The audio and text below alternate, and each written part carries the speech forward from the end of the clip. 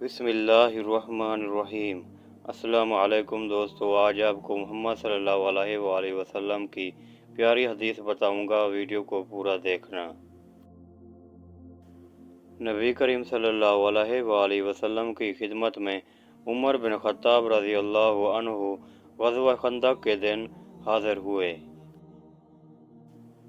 اور عرض کی، یا رسول اللہ صلی اللہ علیہ وآلہ وسلم، قسم خدا کی سورج غروب ہونے کو ہی تھا کہ میں اب عصر کی نماز پڑھ سکتا ہوں؟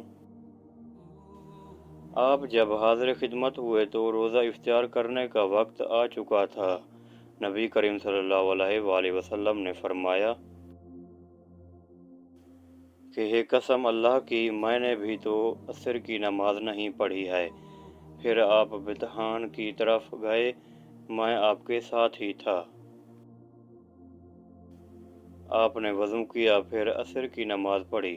سورج ڈوب چکا تھا، پھر اس کے بعد مغرب کی نماز پڑھی۔